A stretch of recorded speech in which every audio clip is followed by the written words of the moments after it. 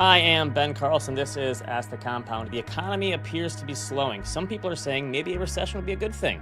What actually happens during a recession? I will cover that and more. Stick around.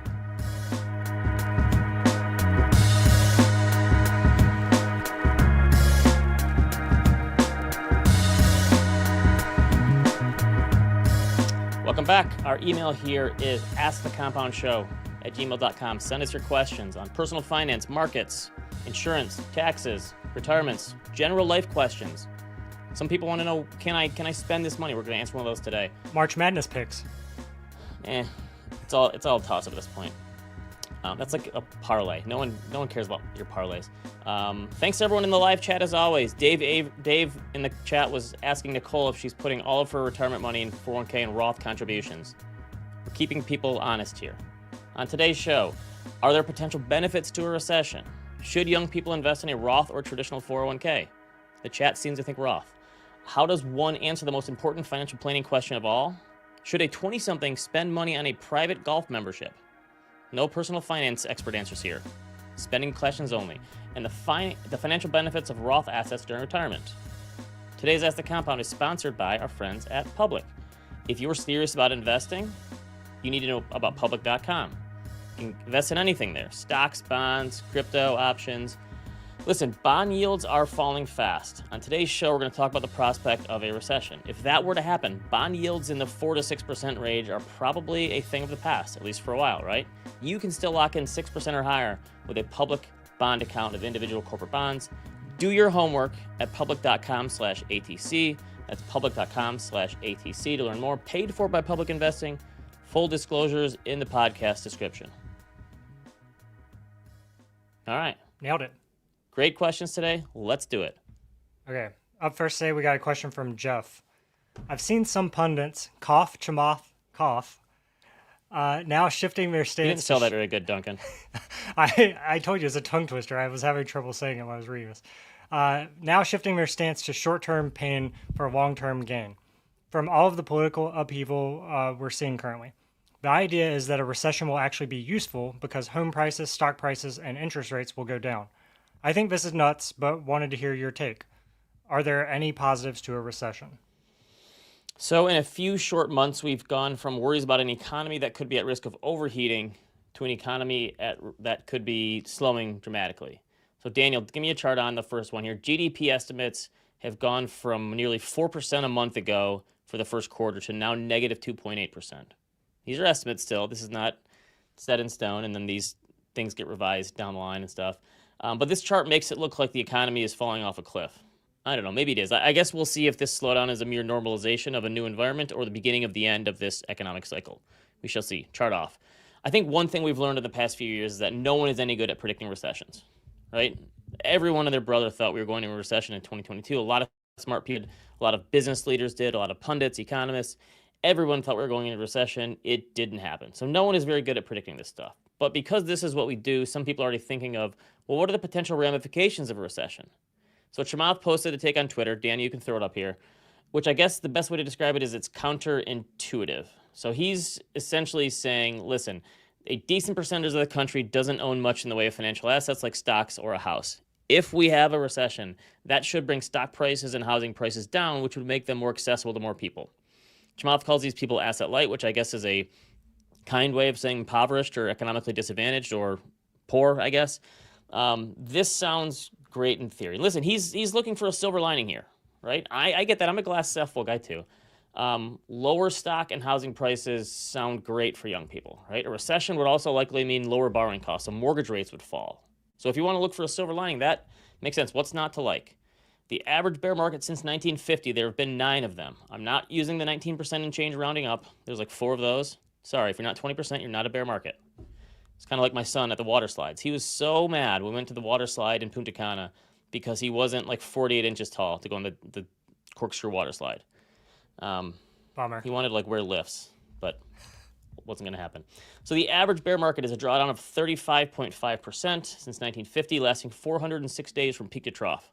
Now that's a wide range. There's a 20% loss in there versus a 57% loss. So average we're talking about here. So the ability to buy stocks on sale would be great for young people, anyone who's going to be a net saver in the years ahead. I wouldn't mind buying stocks on sale. I'm still saving. The problem is you don't get to experience a recession in a vacuum.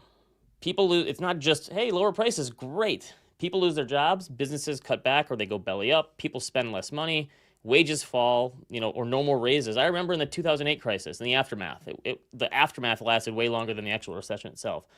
There was a lot of, you're lucky to even have a job, right? You want to raise in this economy? Like there was a lot of that. So that careful what you wish for, I guess. And as far as lower stock prices go, there's this great JP Morgan quote, the guy, not the bank, the guy the bank's named after, right? Pierpont. In bear market stocks return to their rightful owners. And that's a great behavioral finance thing people like to say. Listen, it's only those investors with enough intestinal fortitude to lean into the pain and buy stocks around sale. Those are the ones that buy stocks, right? Stocks return to the rightful owners. And there is some truth to that.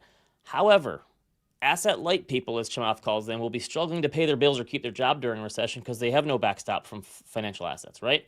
Who do you think is going to lean into the pain and buy? The people who have the money and own the financial assets. The top 10% of households that own nearly 90% of the stocks in this country, they're the ones with the ability to buy during a downturn, right? Right or wrong, those are the rightful owners JP Morgan was talking about.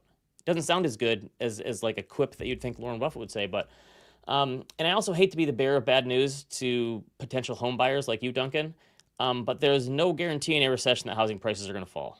I hate to break it to you. Daniel, chart on. This is every recession since 1960 and what happened to housing prices during the recession. I feel like you just tell me bad news about housing every week on the show. I can't sugarcoat it for you, Duncan. I'm trying again. I'm a glass half full guy, but so this is every recession since 1960. Early 1990s, you had a little bit of a fall in housing prices, like the savings and loans crisis there.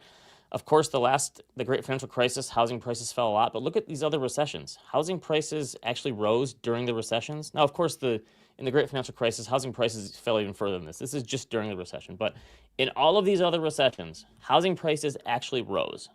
And so housing prices will probably end up doing just fine during another recession. In fact, you could say that, yeah, rates will fall, but that'll actually spur more demand. I think that'd actually be a good thing for housing activity to increase, so you have more availability of houses to buy, right? But that could also mean more demand and people coming off the sidelines because But wouldn't that financing be is offset better. by people losing jobs? So people probably aren't buying a house if they've lost their job. Right? Yeah, there'd be some of that, but again, the number of people who are unemployed, there's way more people employed than unemployed, right? Again, there's knock-on effects in the pebble in the pond. The ripples go pretty far out. But I think that there would be enough people who are thinking about buying a house that it would still be okay. Depends on the severity of the recession if they have one, right? So I think you might not get the lower housing prices like you think.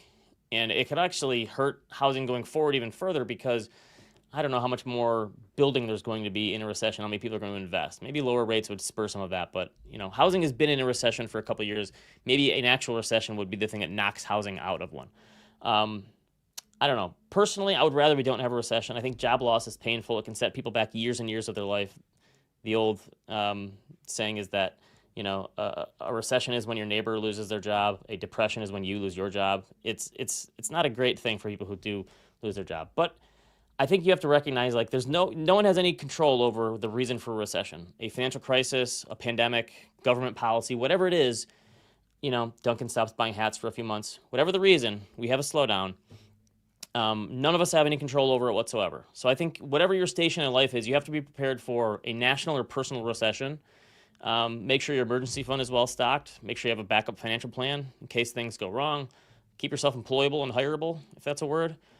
Keep saving money. I think recessions can be good for certain individuals and maybe certain businesses. Sometimes we see businesses that are formed during a downturn. Like I think Uber and Airbnb came out of the great financial crisis, that sort of thing. But the cons far outweigh the pros by a large margin. So if we don't have to go into recession, that would be my opinion. I'd rather not have one. So you often talk about the economy being like a big ship that takes time to turn and turn around and maneuver.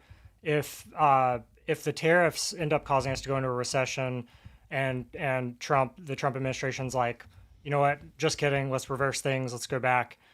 Would that even matter once a recession has begun, or would the damage already have been done because big corporations have already made decisions based on recession and fired people. Like, That's is there any turning back or? that's a question. I mean, if you think about it, we turned the economy off during the early months of COVID and turned it back on, and there was way less disruption than I think anyone could have possibly imagined. How it helped that the government sent checks out to everyone, and people kept spending and had nothing else to do.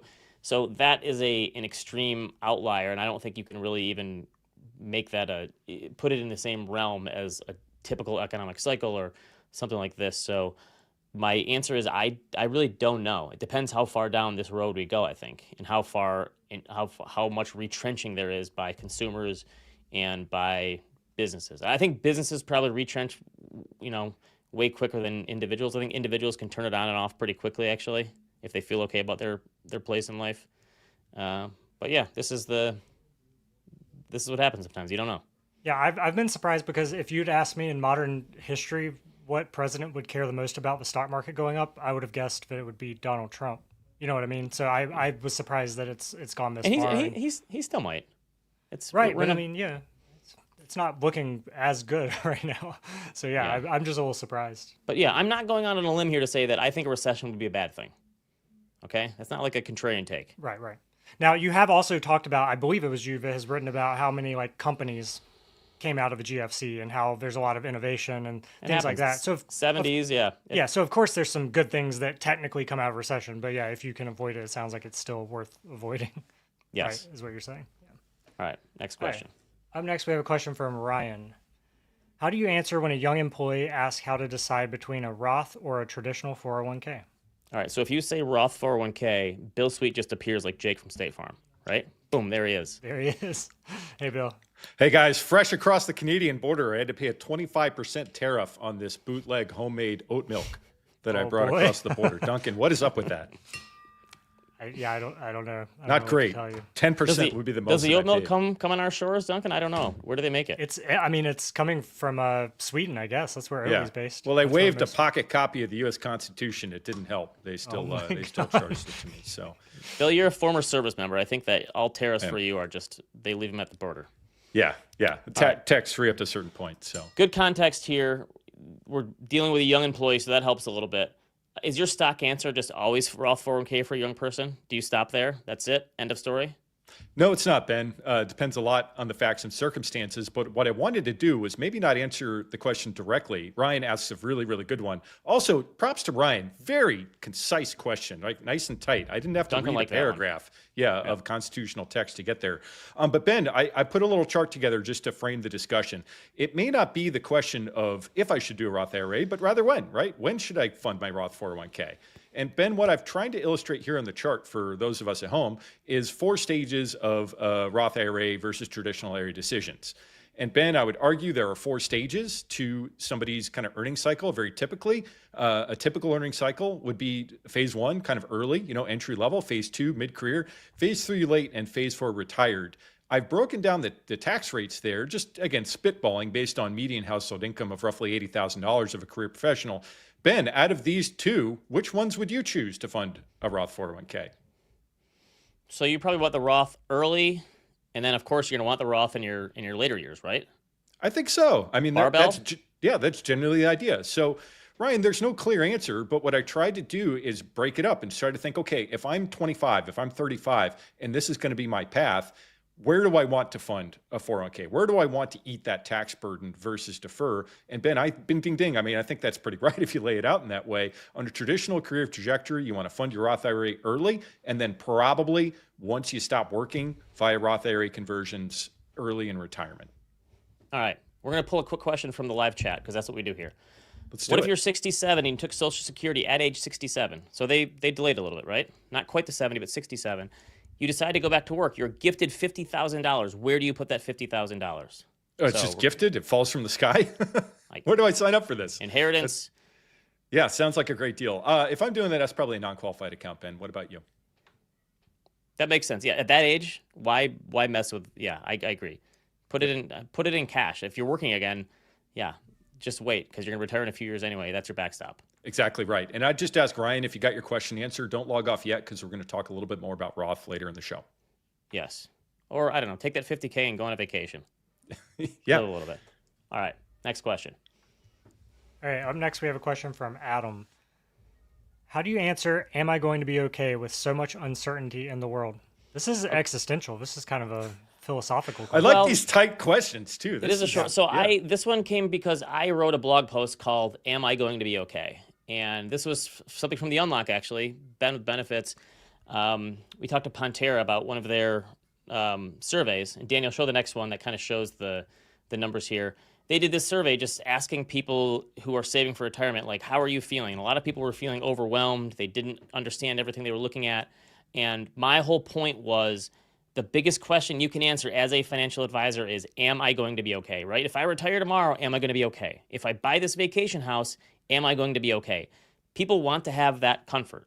Unfortunately, you're dealing with this irreducible uncertainty about the future. But there are times when people feel like that uncertainty is higher than others, right? So the question was, okay, smart guy, you're a financial advisor. How do you help people navigate these challenges and understand because there are people who are nervous. If we, thinking about a recession or a bear market as they enter their retirement years. Again, the reason doesn't matter. Just what if this period happens? So Bill, you're talking to a client. How do you help assure them, we've run the numbers for you, Mr. and Mrs. Smith. You're going to be okay here, despite the fact that there could be some disruptions in the years ahead that we can't plan on in advance. Yeah, Ben, I think the issue is for financial planners, CPAs, for folks who are doing good work for clients, this is an emotional question, right? Am I going to be okay? This is something that really can't be quantified. I don't have an equation, Ben, that balances to an answer okay. I would always rely on a financial plan, Ben. And that the Monte Carlo simulations that we deploy in a lot of our software, I'm a company man here at Ritholtz Wealth Management. What we're trying to answer is, probability. If we run this simulation, if we run your retirement 1,000 times, how many times are we successful? And Ben, I'm looking for 70, I'm looking for 80, I'm looking for 90% success rates. And that to me means we're probably going to be okay. I think everybody's looking for that. Ben, the other way that I try to answer this is trying to connect through history. And so Dan, can we pull up just the image I put together for this chart? I like to put things into context. And so one context that I there's a lot going on in the world today, but I like to rewind the clock. And Ben, what if I were to tell you on January 30th of a certain year, a Tet offensive happened. We had 500 service members pass away, 2,500 wounded, My Lai massacre that same time frame. March, president says, I shall not seek and will not accept the nomination as a president. Unfortunately, in April, civil rights leader assassinated. Unfortunately, in June, our presidential campaign person assassinated. In August, DNC riots, just a lot of chaos, followed by inflation spikes, followed by stock market volatility. The year, gentlemen, is 1968. Pretty tough year. And regardless of what's going on today, it's not any of that, right? So I think you can always kind of frame things that the U.S. economy, the U.S. jobs market, what's going on today might seem chaotic because it's coming at us so fast. But I would argue, Ben, that things have been worse in recent history, and we still survived and picked up the pieces and moved on down the road. Someone in the chat said we should have been playing CCR over that image, and I think that really does conjure that up. But it's really funny you mentioned this. Yeah, I was going to say Jefferson Airplane. Yeah, Fortunate Son, definitely like when the helicopter blades are rotating and you're going into that thing at air assault school. Yeah, it's just the soundtrack's in your mind. You don't have to listen to it. Yeah. So yeah, but to your point, getting back to the numbers thing, I think that's when you rely heavily on a financial plan. And the thing is, in these financial plans, we build in inflation and we build in bear markets and we build in recessions. We don't just hope for the fact that maybe these things won't happen over the course of your retirement. Maybe you're going to be okay. It's those things are a part of the planning. And then you deal with it, and then you make updates, and you say, like, hey, if I do this big thing, if I take my family on this big vacation, I take them on a cruise around the world, or I buy this vacation home, or I buy a luxury vehicle, whatever it is, now let's run the numbers and say, okay, actually you are going to be okay. Or no, wait a minute, if you do this big thing, you have to cut back a little bit. Yeah, right. You totally. have to chain things up a little bit. And I think that's what you can control. Totally, Ben. Focus on what you control. I guess the other big picture thing I'd love to have a conversation with you guys about in our audience is, look, like if there's a consensus all pulling in one direction, if everybody is saying one thing is going to happen, be it recession, or maybe people are saying Kansas City Chiefs are going to win the Super Bowl, maybe it's worth placing a couple bets on the other side of that argument, right? We don't know, Ben Duncan, if there's going to be a recession. We don't know if this is all going to happen. We'd speak about this stuff as if it's certainty. And I think, again, that's something that financial planning and studying history tends to disabuse you of, is that there's any ability for us to predict the immediate future. And finally, even if we had the ability to predict, the actions that we might take now aren't any different than we would otherwise. Save, invest, like you said, Ben, modulate your spending. The answers are pretty simple once you stare at them long enough. And that's why I am a big fan of just avoiding going to extremes with any of this stuff. Even if you are, hey, listen, 80% chance of a recession next year. I don't think that means all of a sudden well, I know for 100% fact, here's what I'm going to do with my money, because you don't know the timing of these things, and the stock market doesn't always line up, and the recessions play out differently every time. And so I just don't see the point of going to extremes on these things ever. Yeah, I hear you, but can I get each of your top picks for stock that will perform best in a recession? I'm just kidding. You don't have to. I was going to say short-term U.S. Treasury bonds. I mean, that's not a stock, but Buy T-bills, Duncan. Yeah, there you go. It'll be okay. It'll be okay is always the answer. Next question. All right, up next, we got one from Frank. I'm 22 years old and work for a small RIA. I make $80,000 and have roughly $50,000 saved up in a Roth IRA and individual account at Schwab. I have no debt and $5,000 or so in the bank. I'm a huge golfer and played competitively in college. I currently spend $1,000 a year on a public membership. Being a member of a private golf course has always been a dream of mine. I hope to start exploring options to join within the next 5 years. Assuming I'm on track to make a little more money by then, what would be a reasonable annual budget for a golf membership? I understand the significant value of compound interest at a young age and don't want to miss out on that opportunity. So I'm an extremely patient person when it comes to investing, but I do not have the patience for golf. My father always wanted me to golf with him, and I tried. I didn't really take it up until, 6th or 7th grade, so I was a late bloomer there, and I tried it, and I never had the patience to put in the time and effort to become a golfer. So I always really kind of hated golf, and I was always much more fond of the 19th hole and grabbing a beer afterwards than the actual. I love golf. I'm just not very good at it. That's the problem. I didn't like it because I was no good. So I know I have friends who have memberships at golf courses, and I know that they can be extremely expensive. So I don't know how much he's planning on spending. I think some personal finance people would initially say, like, wait a minute, you're 22 years old? No way. Don't do it. End of story. I say, what are you willing to give up to make this a priority? Because if this is really your dream, you played in college, golfing is your thing. Are you not going to go out to eat as much? Are you going to lower your entertainment budget? Not as many concerts during the year, nights out at the bar, axe throwing, whatever young people do these days? I don't know. It's a trade-off. When I was a young person, I lived in some pretty crappy apartments, right? I still remember one where I really wanted to save on heat, and I kept the heat like all winter, like 61 degrees. I just used a lot of blankets, right? Because I didn't want to eat into my. Listen, Wait, you get frostbite without a cover on at night, right? I mean, Yeah, wow. 61 is pretty cold. It wasn't the greatest experience ever. Listen, I'm a recovering frugal person. Okay. Yeah, those Minnesota winters cut pretty cold. I could have been fire person before it was a thing, but I sucked it up, and I lived in a crappy apartment because I still wanted to go out on the weekends with my friends, and I wanted to travel occasionally. So I saved some money on rent. So I'm just saying, what are you willing to do to make this happen, Bill? Yeah, and Frank, first off, I'm kind of mad at Frank because he busted this trend of shorter questions. However, inside of Frank's details were a lot of useful tidbits, right? I wish to heaven by the time I was 22 years old, I had saved up $50,000 of assets in anything. Yeah, I made $22,000 my first year coming into the Army, and I hate to turn this into 40-year-old guys talk about the old days. But was it Frank, uphill both ways? But Frank, I think Frank's doing great. And the question that I would throw at Frank, Ben, the answer, which is exactly what you're getting at, is live your life, man. I mean, no, it's not an indulgence. There's a lot of benefits that would come from a golf membership or a club membership, right? You get access to a gym. In theory, depending on the club, you get access to the courts. You get exercise. You get networking. He could find some clients there. He works for an RIA. Totally. Well, yeah, there's a lot of good things that could come from this. Yeah. I asked the chat this, but do you guys know like what price are we talking? I have no idea for a private club. It runs a gamut. Yeah, I mean $1,000, like 10,000 or 100,000 for a public membership, right? I mean, do the math on what a private could cost.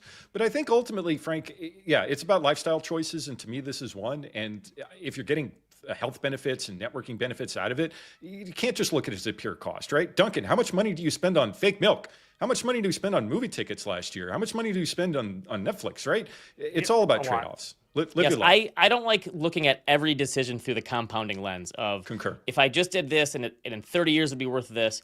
I think that's you can look at a certain things in that way, but I don't think you can put every decision through that lens. Otherwise, you'd never spend any money. Yep. At What my really previous compounds job, over I 80 used years- to skip lunch to put the money in my Robinhood.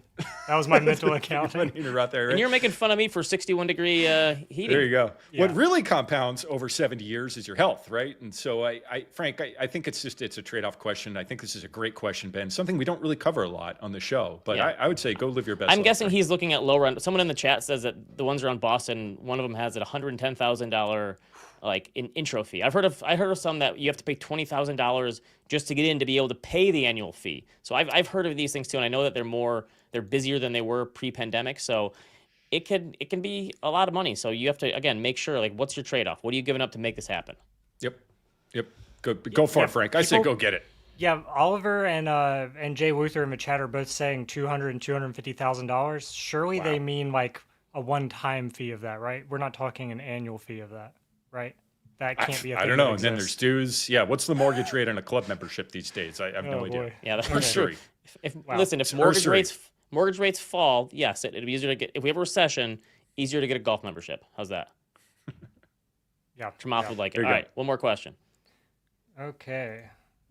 Last but not least, this is another long one, Bill. Sorry.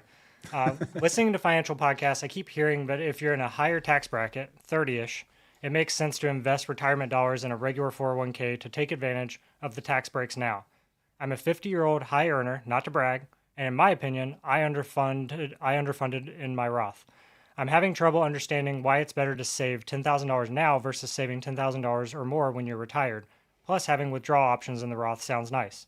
Do advisors just assume that there's a limited amount to invest, so it's best to get the most in while you can?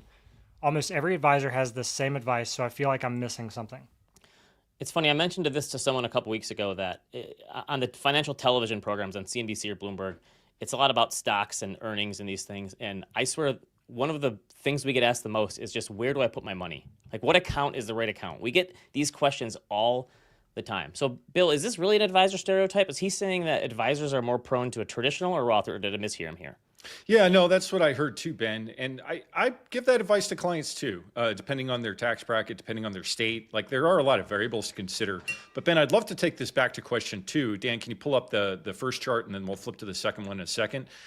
If we think about where this taxpayer is, we're somewhere between the mid and late, earnings stage, right? And so we've jumped up from the 12 to 24% bracket, and that's just simple math, right? I mean, you would want to, in theory, take a tax deduction now, right? Fund that 401k, take a 24% tax deduction in order to theoretically distribute in retirement at 10%. That's why that advice is there, because the math is pretty clear.